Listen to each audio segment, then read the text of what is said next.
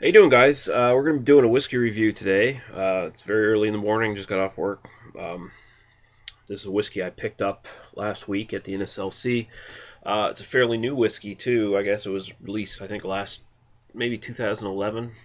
Um, there's been a lot of trends in whiskey lately, especially here in Canada. There's been a lot of, special reserve, something something, something dark, something black, whatever. Different whiskey brands have their different way of packaging this stuff. There's definitely been like a lot of spiced whiskeys lately, more like whiskey liqueurs that are, like whiskey that's been infused with like vanilla and stuff like that. All kinds of gimmicky stuff. I've been wanting to get into a bit more Canadian centric whiskeys for a while. Part of the reason is because they're so much cheaper, so that's a nice thing. At least most of them are. So we're going to be picking one up here now from Alberta Premium, which are the Alberta Distilleries Limited from Calgary, Alberta. They're owned by Jim Beam Inc. or whatever, and they were founded in 1946. Jim Beam bought them up in 2010, I think it was. But what we have here is one of their newest releases. This is Alberta Premium's Dark Horse Canadian whiskey. 45% alcohol by volume, so 90 proof. And see what it says on the back here first. Dark Horse was crafted for the next generation of whiskey connoisseurs who are ready for a bolder, richer tasting Canadian whiskey. And yeah, I am actually, because Canadian whiskeys definitely do have a reputation of being a bit more simple on the palate. Definitely a lot more smoother, easier to drink. There's definitely notable examples that defy that description, but for the most part, it's a fairly good stereotype for Canadian whiskeys. Most of them are fairly mild, easy to drink. It says it's expertly distilled using Canadian prairie rye grain, blended at a higher strength, blah, blah, blah, blah. Okay, now, before we get into this, I should say this whiskey here is the regular Alberta Premium. I think most of their expressions are actually 100% rye whiskeys, which is actually kind of a rarity.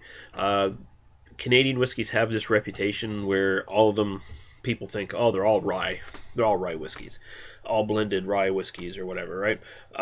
Not true. There is no, unlike in the U.S. where for a rye whiskey to be called a rye whiskey, you need 51% rye grain in the mash bill. Not the case with Canadian whiskeys. Canadian whiskeys can have just a minute, and in some cases I think not even any rye in them, and they can still be legally called rye whiskeys, which is really weird. Part of the thing is Canadian whiskey is not distilled the same as American whiskey for the most part. Where American whiskey, you have a mash bill of grains before that are all put together, then fermented, then distilled. The different spirits for the different grains for Canadian whiskey are often distilled beforehand, then blended together. So, really, the only real strict laws on Canadian whiskeys, they got to be over 40% or over. They have to be aged for all the different spirits in the thing have to be aged for at least 3 years. And let's see, am I missing anything? I think that's it. So, this is actually this is not 100% rye, but it is a combination of 12-year-old rye whiskey and 6-year-old small pot rye. So it's not and also the amount of rye in this, there's roughly 91% rye, between 8 to 8.5% bourbon, and between 0.5 and 1% sherry added to this. So, and that's not an uncommon thing. Like, much like with some Scotch whiskies, Canadian whiskeys are known for adding caramel to their stuff. So it can still be legally called a whiskey. It's not a liqueur or anything like that. And as you can see, I've already had a little bit of it. So we're going to go into this now and see what we think of it. Got my dainty little mini snifter here.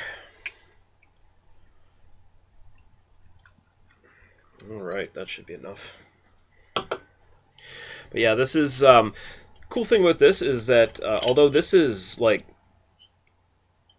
sort of marketed, and actually this is true of about all the Alberta Premium whiskeys, because Alberta Premium is actually considered, like, I think Jim Murray rated the last 3 or 4 years of this releases from this company for being the best Canadian whiskey out there. Take that however you want it, but he sort of regards this stuff as, you know, being almost up there with like Scotch, good quality Scotches and bourbons and things like that. But this is very, very well priced. It's basically right on par with your standard introductory brand Canadian whiskeys. It is $29.99, which is a very sweet fucking deal in Canada. So, now you'll notice it's very, very dark. It's a very coppery amber color, approaching mahogany. I suspect there might be some caramel coloring in this, although this was aged in charred barrels, and at that I think they were old Jim Beam and Maker's Mark barrels in most cases. So, and 12 years, so there's definitely going to be more color in this than just naturally than what you would get from most Canadian whiskeys, which are usually not all that old. So, but I would not be surprised if there was caramel coloring in that. I couldn't find any resources online saying that was true, but who knows? Who knows? And also the sherry might add a little bit of color to that too, honestly. So let's go right to the aroma here.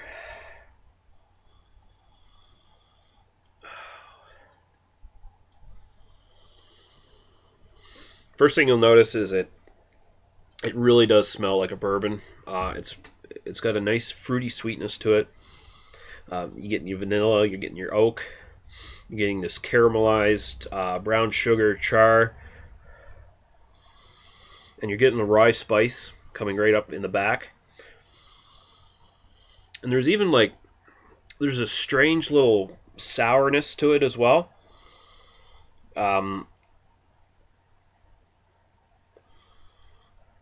Almost like in a weird way pickles, but not in a bad way.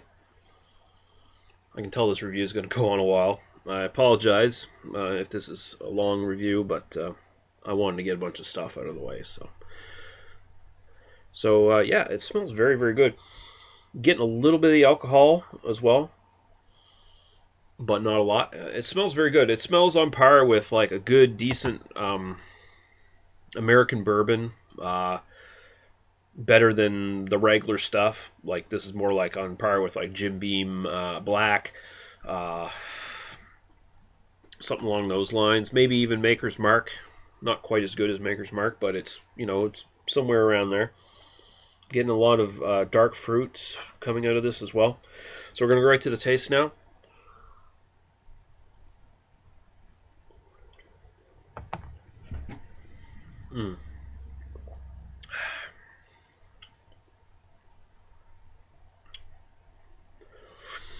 Yeah, right up front, get more of that caramel taste. You're getting some fruitiness. The sherry definitely does come out a little bit in the actual taste. It's funny, the bourbon notes seem to be a bit more subdued in the taste than they are in the smell. I'm getting a lot more of just the standard sort of oakiness and vanilla that you would get just basically from just about any whiskey. Getting a little bit of butterscotch, caramel, like I said before. That you are still getting those dark fruit bourbon notes. Some black cherry on the very back of the tongue.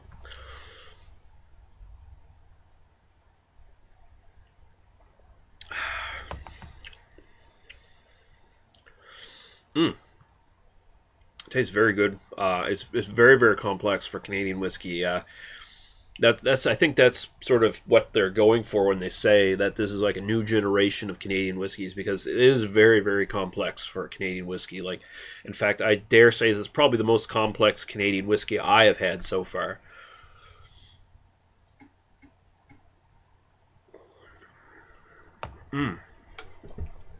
It's very good, and it's a little bit less than smooth than your standard everyday Canadian whiskey, but that's to be expected with the added alcohol, the added flavors here. You're getting a little bit of alcohol in the back. In no way, shape, or form is this a hot whiskey at all. Not at all. But you are getting warmth. It's a very, very good sipper for this type of weather we're having right now. You just get a nice little warmth going down the throat, down the chest. A lot more fruitiness is starting to come out in the end with the oak.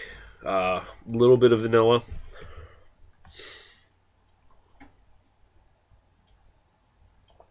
Even a little bit of chocolate there. That's excellent. Very, very fucking good. I was just taking a risk on this. I was like, you know, if I'm going to take a risk on a whiskey, I'll buy a Canadian one that I haven't had so far. Because it's not going to put me out for a lot of money. And this is really very much worth the money. Alberta Premium. Oh, wow. I burped. And now I'm getting a bit of that pickle character that I had in the nose. Is actually sort of coming up now. It's sort of a sourness. And I know it sounds weird, but it actually works. It works very well with this. But yeah, Alberta Premium Dark Horse is very, very good. Very complex for Canadian whiskey. Actually, it's just pretty damn decently complex for sort of a rye whiskey / bourbon kind of thing. Any way you want to put it. This is actually more complex than some scotches I've had, and better than some scotches I've had. Very well priced, like I said before. And a lot of people have been asking me to start giving like some sort of rating or grades to my whiskey reviews and my booze reviews. I think I'm just going to keep it strictly to the whiskey reviews, and I'll just do the thumbs up, thumbs down for the booze reviews. But I think I'm starting to get a bit better with whiskey now, to the point where I can fairly give it a grade on a scale instead of just saying thumbs up. The last whiskey review I did with Jameson, our dual collab review for the Dalwhinnie 15, I gave a letter grade. So just to be, you know, a pain in the ass, I'm not going to do 1 out of 5 or whatever. I'm not going to do out of 5 like in my beer reviews. I'm just going to do a letter grade for whiskey reviews, and this is getting a solid B+. It's very, very nice. Good complexity. You know, it's not the best rye whiskey bourbon thing I've had, but this really is excellent stuff. It's definitely worth picking up. B+, that puts it, what, in the 80s somewhere. I think that's even close to what some of the scores I've seen for this around.